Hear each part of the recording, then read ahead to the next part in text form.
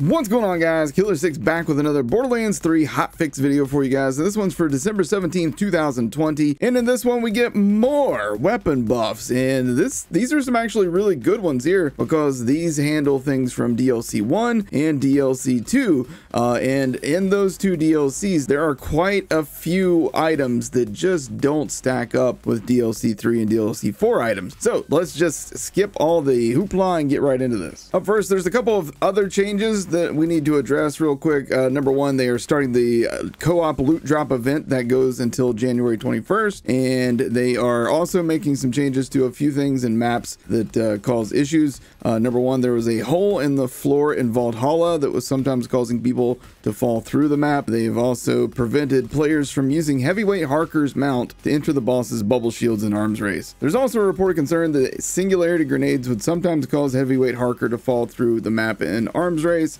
I personally experienced that one myself, so I'm glad to see that get fixed. All right, now for what you're really here for, the weapon adjustments, and let's just go right through them all one by one. Starting with the slow hand, they are increasing the weapon damage and increasing the healing percentage of damage dealt. Now, this has always been one of my main issues with the Moxie weapons in this game, is they don't heal very well. So it's gonna be really interesting to see how much of this healing percentage actually helps, because that's one of the things that could be really helpful for Moze and Flak, is a way to heal with a weapon. I don't quite want Grog Nozzle levels of healing, but it would be nice to be able to like pull out a weapon and be like, boom, I can heal up with this. Up next, the cheap tips. This thing is now increasing the amount and drop of casino chips. Up next, the Creamer rocket launcher. They're increasing the weapon damage and increasing the healing percentage of damage dealt. So again, it's another Moxie weapon, and hopefully this will actually make it useful. Up next, the Embers Purge. They are increasing the damage dealt by the pool of lava that it spawns. Next up, the Heartbreaker shotgun. They are increasing the weapon damage on this and increasing the healing percent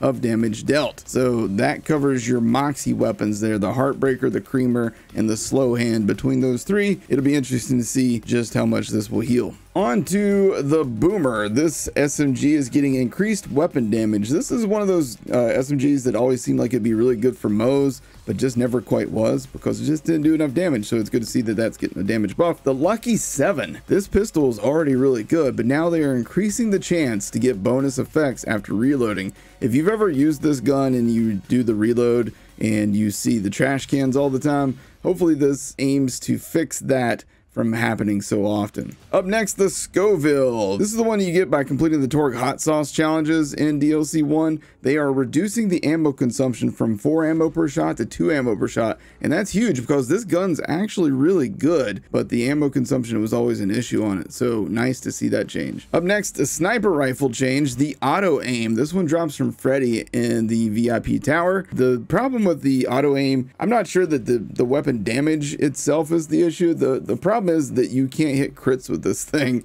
because it always tries to pull the bullet to center mass. So unless their crit spot is in the middle, you're usually not going to hit crits with this thing. But it'll be interesting to see if the weapon damage kind of balances that out a little bit. And finally, for DLC 1, we have the Ion Laser. Now, this SMG was already really good, especially if you abuse the reload trick that this thing does, but they are increasing the weapon damage on this thing. So this might be a really, really awesome piece of gear for Moze mains out there.